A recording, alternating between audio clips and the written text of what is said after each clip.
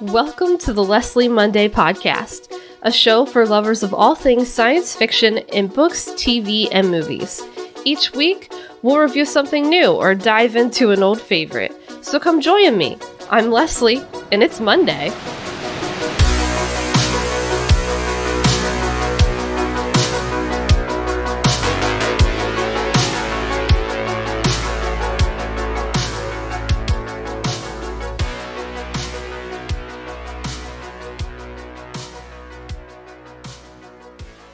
Hello, and welcome to the Leslie Monday Podcast.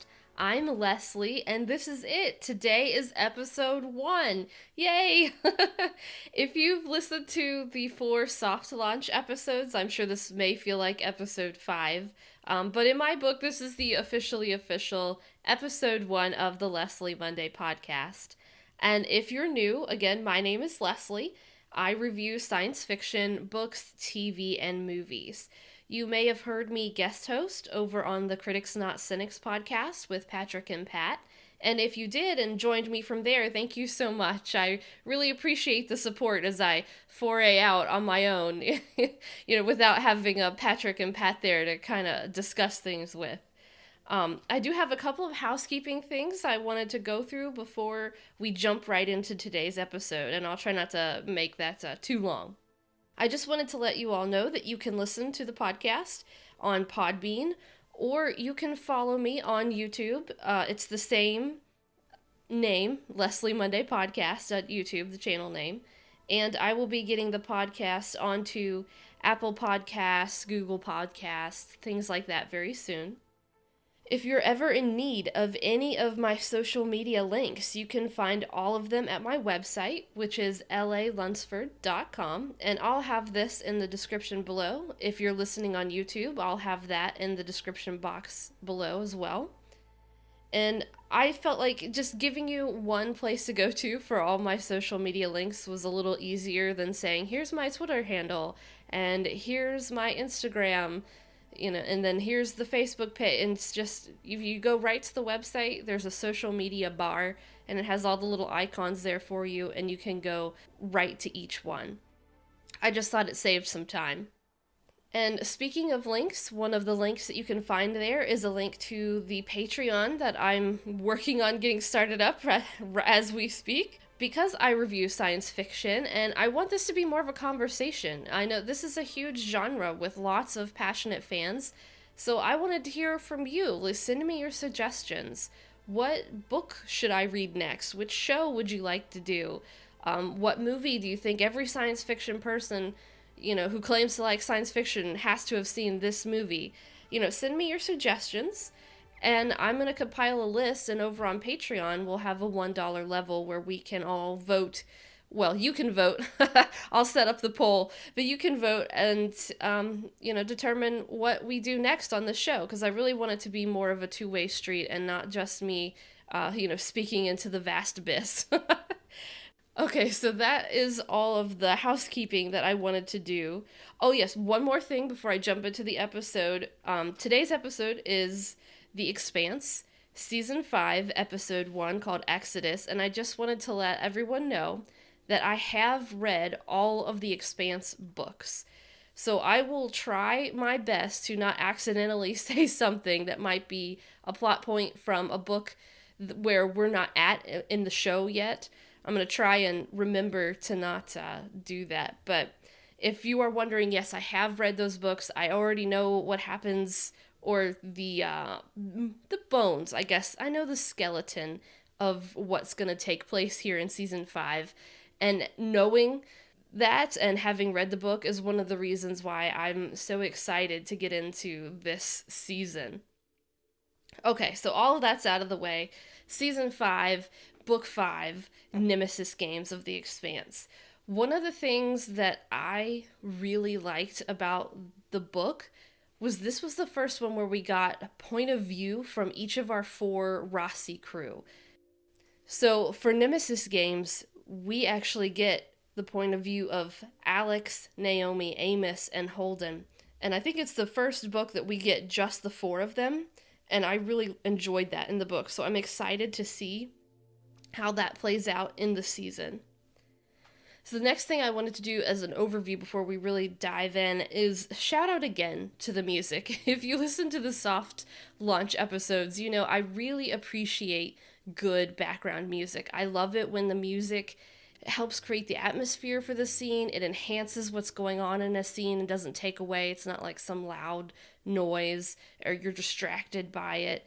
I really, really love good background music in shows, movies, video games, etc., etc. And again, Clinton Shorter, it's amazing. I'm probably going to be buying this soundtrack too. As soon as they release it, I'll be all over it. I love all the new sets that we're getting this season. We have a new room in Tycho Station for Holden and Naomi and also Fred. And we see Avasarala's new office on Luna Base. Well, Luna Base on Luna. And I love how they incorporate all of these new places into the opening sequence. So you watch the opening sequence, and they're always building on it and incorporating new things that are happening in the show into that opening credit sequence. I like how we see more ships going in and out of the ring gates, things like that. We see Luna, and I believe it's Lovell Base or Lovell Station that Avasarala is on, and we see all of those in the opening credits, and I love how they do that. So the next bullet point, if you didn't listen to the soft opening, you know that I have bullet points that I write down just to try and make sure that I say all the points that I wanted to say. And my next bullet point is space station aesthetics. Maybe I'm just a weirdo or just, you know, the weird, crazy, plain Jane person. I love the aesthetics of these rooms. So let's start with like Jim and Naomi's room, right? And it has this soft blue with the grays. Everything's like sleek and clean, and it looks like there's a spot to put everything away because again, when you're in space, right? If you lose gravity for some reason, you don't want all that stuff like flying around all over the place. So everything's usually put away. I love the look of their room. I'm probably a weirdo. I would love to have my house like look like that, but I sadly do not possess the interior decorating skills necessary to make that happen. And any decorators out there, any suggestions, tips? Because the most I've gotten is paint the walls blue, and that's really kind of where my skills start and stop with that. We see Fred's new, at first I thought it was his office, but now I believe it is his bedroom or his quarters. And his has that softer, warm, kind of yellowy glow to it. And he's got these beautiful hexagon shelves, those metal shelves in the back. I want those shelves. I love those. Set designers, can I just go and whisk that off your set? I love those things. And I love the look of Lovell Station. I don't know, Lovell Station, correct me if I missed it and they said it in there somewhere. If it's supposed to be Lovell Station, Lovell Base, the city, I don't know. But on Luna, Avasarala's office, and I love how you can tell exactly where each of them are by the design that you have in the background. You can tell when this is Mars set and it looks like Mars, it looks Martian, and this is the Luna set. This is the Tycho set, and I really appreciate that. I really love that. So, like, set designers and, costuming, everybody rounds of applause. It's really great, and they're still doing just a fantastic job with the editing, the videography, the CGI, all of it is really great. So another small detail that I caught that I really appreciated was we gave Monica an eye cam. And I just like those little small details, jump back to season 1 and we saw the spy with his eye cam. And it makes so much sense that someone like her would get an eye cam modification in their body to be able to record and send. It's just the perfect one. Like, obviously, she would have one of those. And there's just those little details like that, like Jim still taking his anti-cancer meds through that thing on his shoulder, and that they remember to always have that and to show him doing that. Just, it's those little things that a show can do, whether it's the actor themselves that remembers, or if there's a producer or a writer or somebody, when they do those little details, the fans appreciate it so much. And that's one of the things why I believe The Mandalorian has done so well, is because Dave and John are real fans, and they remember these little bits of things or connect to other pieces of the universe. And it's something that the fans really appreciate. Okay, so while we're watching the show, I had on my subtitles. Did any of you? Did you see when Naomi's talking to that engineer and then the other guy walks in, the boss man, and it calls him Bull? So I was wondering, does that mean they're going to take characters that would have been in season 3, but because season 3 was compressed, that ending half, are they going to take those characters and kind of sprinkle them back in? And I'm kind of happy sad about that. I'm excited to get to see them and see what they're going to do. Are they going to be really important characters that we're going to get to meet? Or they're just going to be people in the side, and it just says the names so that if people like me who've read the books see that and go, oh, that's so-and-so from the books, and it's just kind of a shout out for us that way. Not really sure, but I noticed that, and if you're a reader of the books and saw that too, what do you think? I think they cast him well. I like the way that he looks. And if you recall, if you're a reader of the books, that in season 3, Kamina got his broken back storyline. So in the books, he was actually the one who broke his back. And in the show, it was Kamina instead, or Drummer. If you didn't know who I was mentioning. Of course, if you're a Drummer fan, you're like, of course I know that her first name is Kamina. Anyway, they set us up, I think, really well in this episode for the storylines that we're going to get. And I like the choice of the title to be Exodus because each of our characters are starting out on their own path.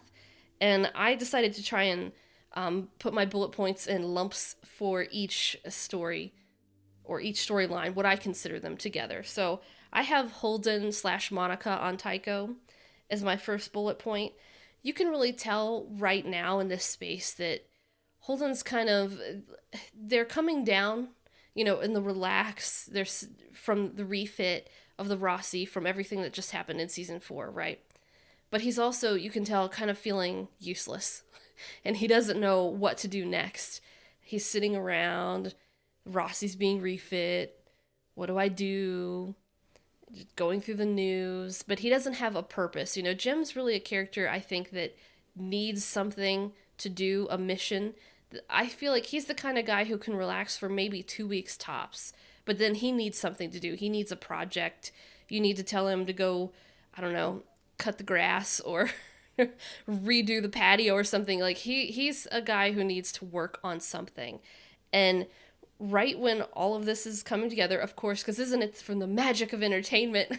Of course, they always have something come across their path, but Monica stirs up all of that anxiety and anxiousness he has about the protomolecule, letting him know that there's leaks that Fred or maybe Anderson Dawes are testing the protomolecule, that they have it. And after everything that he's been through, from season 1 and Eros all the way now to season 5, he is so traumatized and haunted by that. It's all anybody has to do is say protomolecule, and he's afraid. He's all about it. He wants to know, what do you know? What's going on? I have to be part of it. What's gonna happen? But when he's walking around on the ship and everyone else is sort of doing their own thing, going their own way. Naomi's getting dinner on her own, and all of the people are suddenly off the ship. He's on there by himself. Well, at first I was worried, oh no, are they going to do something to him right here? I like the soft Expanse theme that's playing there, and I like that just, obviously, him by himself on the ship. It's just kind of pointing out he's feeling kind of lonely and purposeless, I think, at that point, before he then sees Monica and gets all stirred up about the protomolecule. But it's going to be interesting to see him go forward now on this season and on Tycho Station.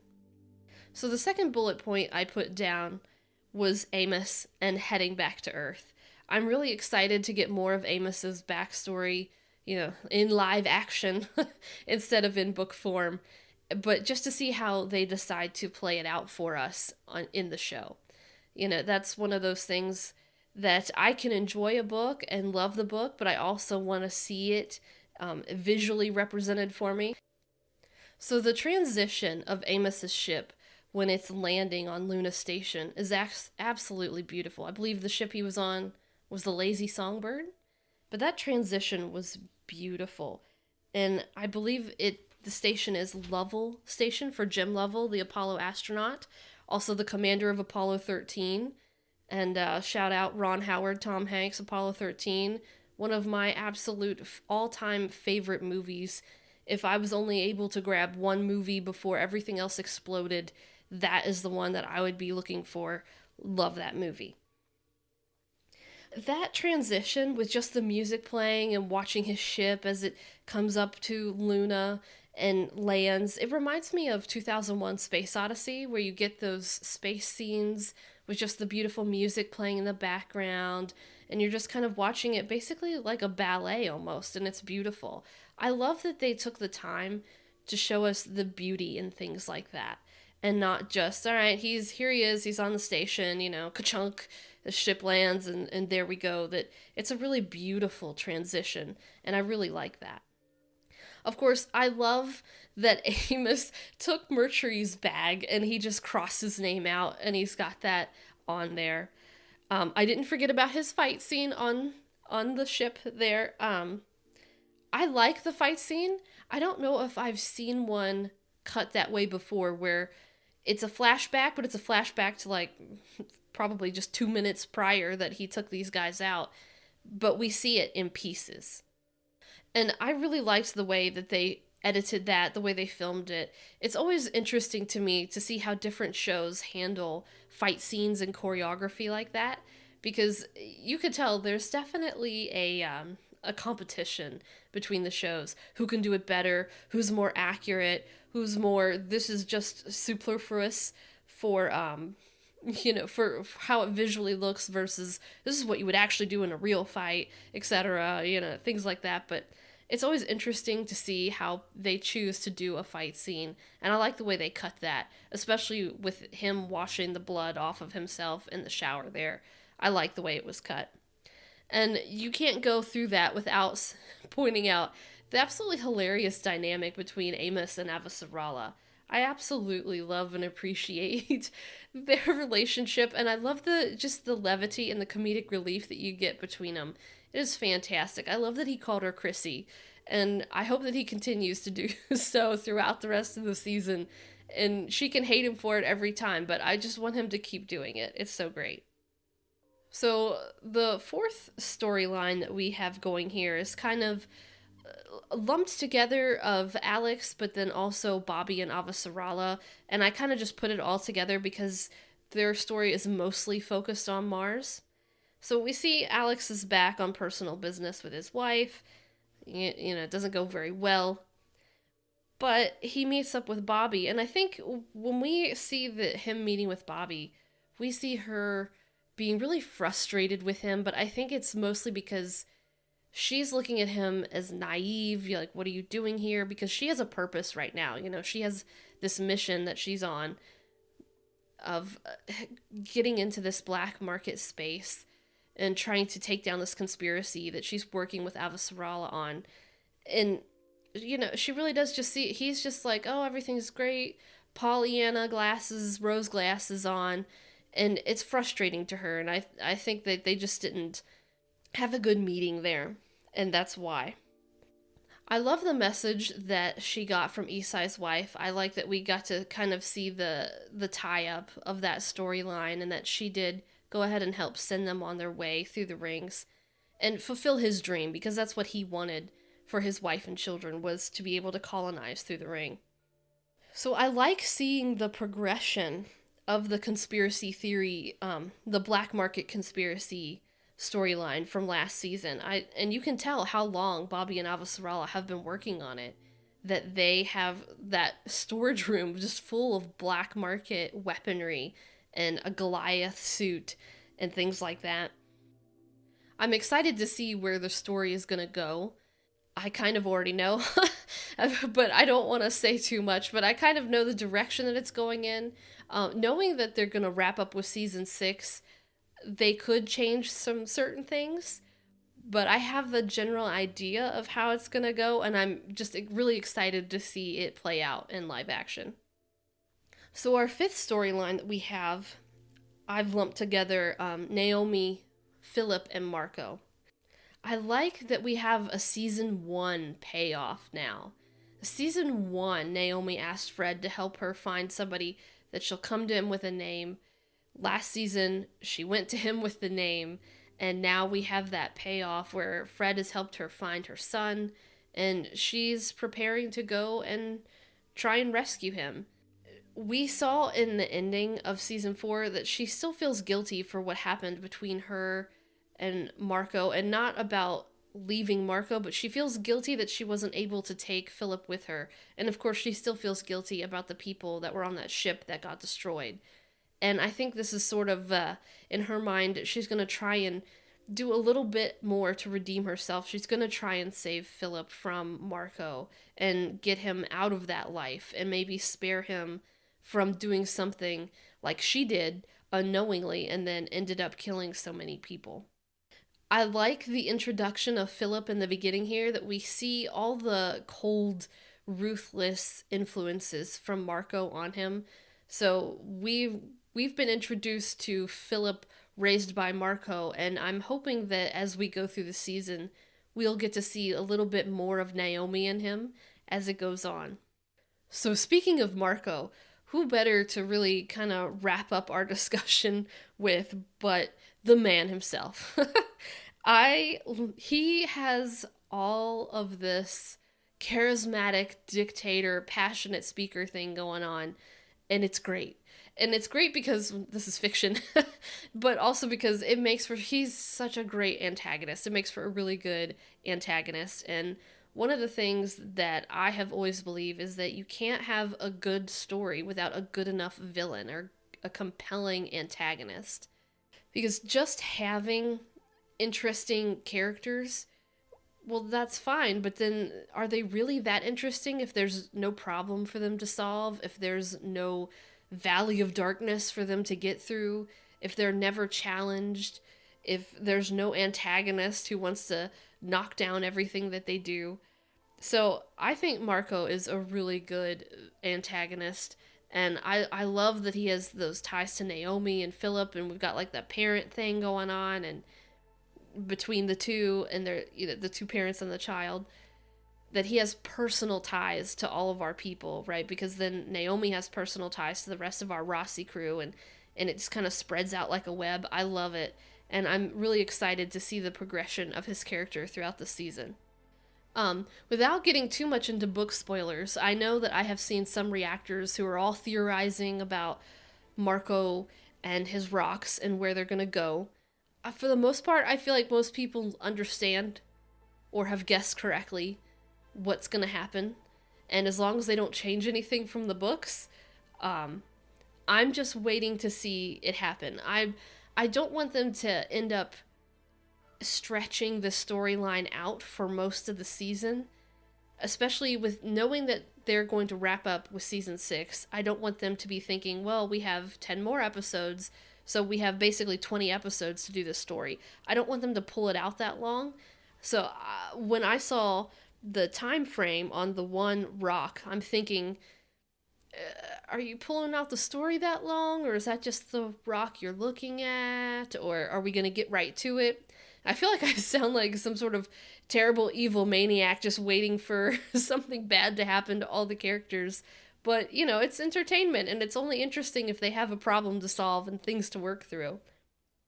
It really reminds me of when the Hunger Games movies were coming out, and myself and a friend were going to see the Mockingjay movies, and we were listening to people in the line who clearly had not read the books and had no idea what was going to happen. And I was just sort of evilly standing there, just laughing to myself, knowing, oh, just you wait.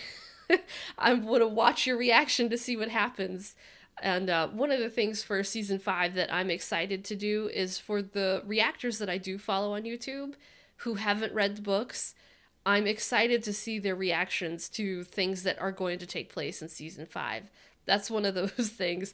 Maybe I am evil, but I'm going to be sitting here and just excitedly waiting to see how they react to these plot points. But, that really is kind of how YouTube reactions really blew up. I feel like it really took off when people were wanting to see other people react to the Red Wedding in Game of Thrones, and it kind of exploded from there.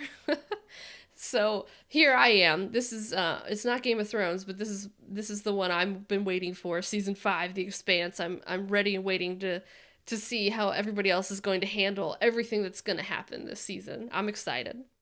If you've read the books like I have, let me know, email me, comments, however you want to get in touch. Let me know which storyline you're looking forward to the most this season. Because I'm interested to know. It's difficult for me to pick. I'm excited for all of it because this was one of those books that I loved the entire book when I read it.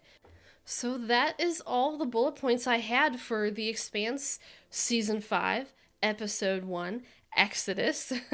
If you have any thoughts, questions, comments, let me know. As always, all of my social media links can be found on my website at lalunsford.com. You can always email me at thelesliemondaypodcast@gmail.com. And if you're listening on Podbean, give me a review. If you're on YouTube, like or thumbs up, or please subscribe and help my channel out. And don't forget to tune in next time. Next Monday, we're going to be doing Season 5, Episode 2, Churn. Again, having read the books, this portends well for Amos' storyline. I'm excited to see it. Until next time.